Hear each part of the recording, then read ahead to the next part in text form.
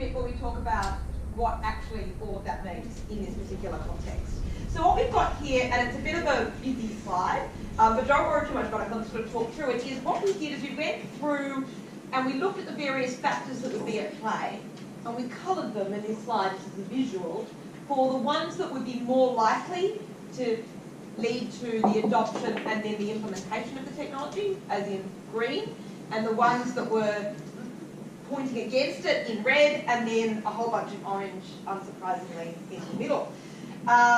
And the other important point to make is that while we found the structure that Janet talked about in the previous slide really useful in organising our thinking, there's obviously lots of overlaps, right? So something that can be in the sort of discourse because of proven technical effectiveness and so forth. So they're not completely separate, isolated things. It's just a way of organising thinking. So starting out with effectiveness. The media hype around this creates what I call an aura of apparent effectiveness. There are lots of reports in the US media where this technology has been around for a while, with reports about reductions in crime, right? So the challenge is this. They're not based on proper evaluations or studies. They're just based on the figures that are given by law enforcement, often in an attempt to justify the cost they've already spent on acquiring this kind of technology. The challenge is, of course, there's assumptions built into the predictive policing model, and I talked about some of that before, that suggests that some of the assumptions might be unfounded, not all of them, but some. And the evaluations so far are less clear on the actual performance as against traditional approaches to police deployment. And that may lead to, I suppose, disappointment at the implementation stage. The reason this one is orange is it seems that there's a lot of things pointing in favour of effectiveness when you read about it, say in the media, but there's a lot of reasons to think it might not be as effective in practice. So part of the challenge in the evaluations that have been conducted is the programs are often not fully or properly implemented, which makes it very hard to evaluate whether or not it's effective. So there's been two main ones, and another one I'll talk about in a minute. So one of the ones was Hunt's evaluation in 2014, evaluating a 2011 predictive police experiment in Shreveport in Louisiana in the US. That found that there was no statistical difference in crime rates between the experimental districts, they were the ones using predictive policing, and the control districts, the ones not using predictive policing. But they pointed out that's not evidence it doesn't work. So the null effect, the fact that they didn't get a result, was explained in terms of three possibilities. One is the low statistical power of the tests, right? Another one is the failure of program implementation, as there were variations in the extent to which the prevention model was implemented in between districts. So different districts took different approaches to this. So there was no sort of consistency in implementation. And the third possibility is, of course, it doesn't work. That's a potential answer. So they were the possibilities. But certainly it does prove it does work, right? There was another one that I spoke about earlier that was written by the people who had a big interest in the success of the software product being evaluated, and I gave you my reasons for being a bit concerned about that. Another one that's been evaluated more recently is actually Chicago's approach. Now, I think I mentioned this before, Chicago doesn't use location, it was all about people, and they called it a heat list, which was the people who they thought might either be victims of crime or perpetrators of crime, apparently largely being the same people. So this is, especially in the context of gun crime and things like that, and homicide shootings, etc., which is what their focus was in Chicago. Now it demonstrates, this is a study by Saunders and the group of researchers there, showed that individuals who are on this list are not more or less likely to be a victim of homicide or shooting in the comparison group. And of course that was meant to be one of the predictions, that they would be more likely. But the study found that they were not, in fact, more likely to be a victim of homicidal shootings. And that was further supported by city-level analysis. However, the treated group were more likely to be arrested for a shooting. Right? In other words, they were more likely to be arrested after a shooting had taken place. But what we don't know, of course, is whether they were arrested because they're on the hit list, or whether they're arrested because they had shot somebody. So in a sense, that illustrates part of the problem of these kinds of tools, because they can create those kinds of feedback loops, right? If you are known as being on the list, well then you're more likely the person arrested when a shooting occurs that you could have committed, whether or not in fact you did commit it. Now you have to do two things in an evaluation, and this is another important point.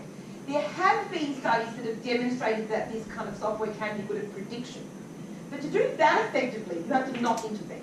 If you're just measuring the predictive capacity of the technology, you have to sort of know about where you think crimes are going to take place and then just cross your arms and wait to see where they do take place. That's the best way to test that. But what you really need to know, especially given all the implementation problems Janet talked about, is not just it doesn't work at pure prediction, but does it reduce crime, like the actual payoff.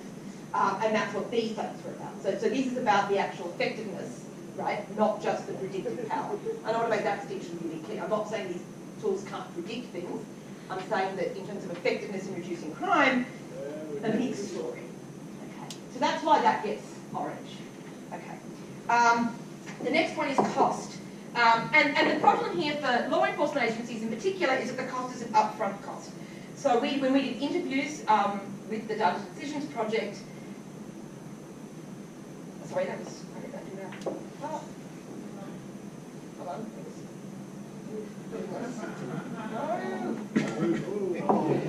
Okay, so I'll make it more. All right. There's a missing slide there, but maybe it'll come up at some other random point in my presentation.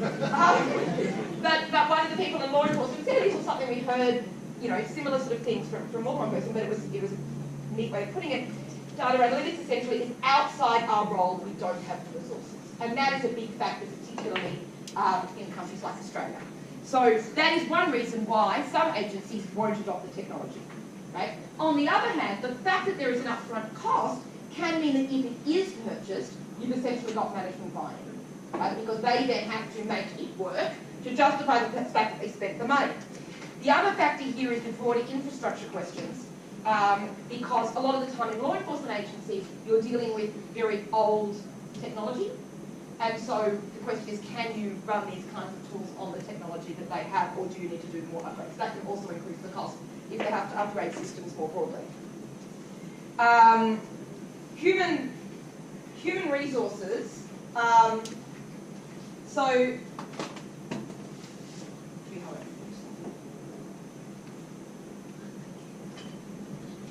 Human resources. So it's very hard to get people trained for data analysis, and very hard if they are trained in that to then get them to work for law enforcement, right? Essentially. And how much you need in terms of human resources inside the organisation depends to some extent on the product. So if you've got a black box software product like Predictive, right, which just shows you the boxes, you don't need to have a data analyst inside the organisation to do anything with that. Press button, boxes come up, we know what that means, cops on those, right? So that is, yeah, you don't need it. But if you're using certain other kinds of tools, then you really do need sophisticated in-house analytics teams. And if you need that, then you've got a human resources problem. So again, this one kind of depends on the situation.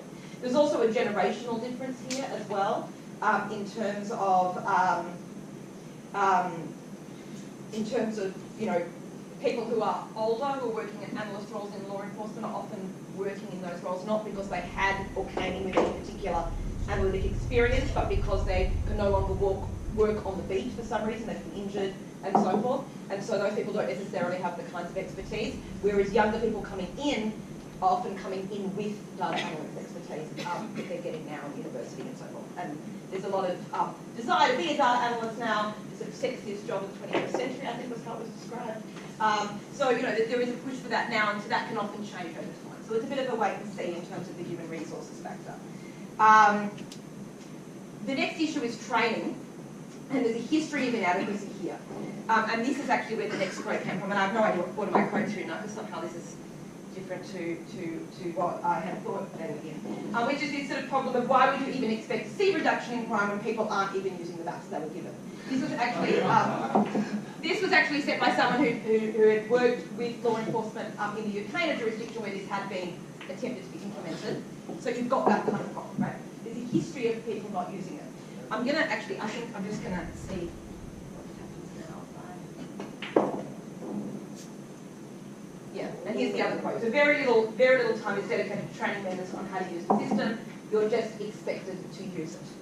Okay, so again, there's that kind of problem, in particular in law enforcement organisations. And this was the problem that I mentioned in the Hunt Street Report study, right? The fact that people weren't actually using it. people didn't actually follow aspects of what the model had told them they were meant to do. Monthly planning meetings were meant to happen, and intervention strategies that didn't always occur. Meetings were a key mechanism to ensure prevention studies were the same across police command, so that was meant to be how you ensure consistency in the study, but in fact, basically that didn't happen. And so that kind of implementation problem comes in there, largely because either people aren't trained to do it or they don't understand why they're doing it, and ultimately at the end of the day, they don't do it. So coming back here again, the next one is about comprehensible outputs. And at least for a lot of the software products that we were looking at, this is a green line. Something like Predictive is very easy to understand based on the output, right? You don't need to be a genius to know the little red dot means that's where crime's predicted to happen. The complexity comes instead, and this is where the red comes in, inside the black box. Right? So the challenge is whether these kinds of organisations are going to understand what it is they are buying.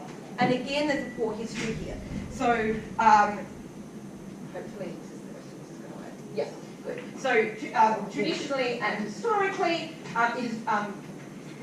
the organisation has not been very good at IT infrastructure, where police officers, realistically, we're not IT experts, right? So there's a real risk here that they will not understand what it is they're buying, and that can lead to inappropriate purchases or poor purchasing decisions.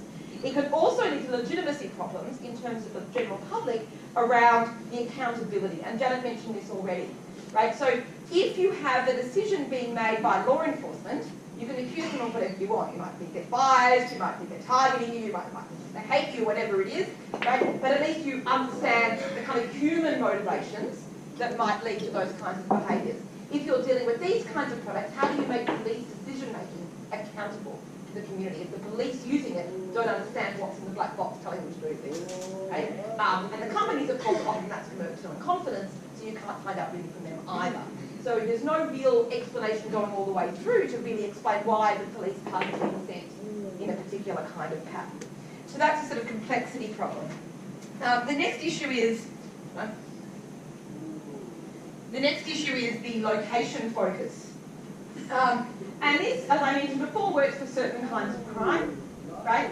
But can in fact change the priorities of the agent. So again, if you know that it works for burglaries, it's very easy. Bought the system that works for burglaries to spend police resources on sending people there to stop the burglary. But are you dealing with, for example, domestic violence? Are you dealing with kidnapping? There's a lot of times where this kind of technology doesn't really help you. And there's a real question there about how police would resource different focuses in terms of their overall role. So then there's a whole variety of issues I've put under sort of data issues. I spoke about the accuracy problem of the data. And that will obviously impact on effectiveness and implementation stage. Regardless of garbage out, if you're not dealing with good data, you're not going to get good predictions that are going to work. There are many, many issues about data sharing, in particular in law enforcement. I was actually quite surprised coming into the data depositions how challenging it is to share information across jurisdictions, for example, in Australia, or for agencies to access particular kinds of data sets. There'll be some they can access really easily, and then another one where there's specific legal rules and restrictions around it, and you don't even quite understand why that one's more important than the other one.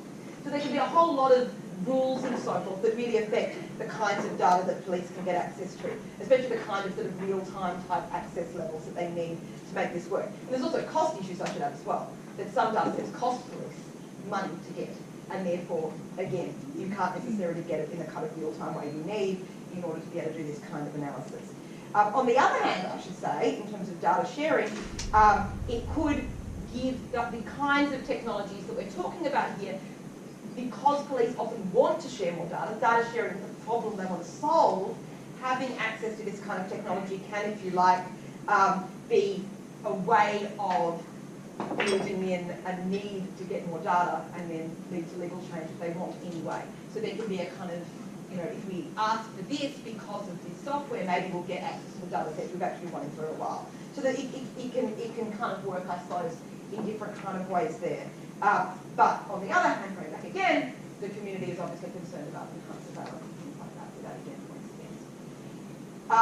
Non-individualised. So here's an interesting one. When we did our interviews with law enforcement agencies in particular, one thing that we really noticed is that they're not generally accustomed to or see the value, accustomed to working with or see the value in working with de-identified data.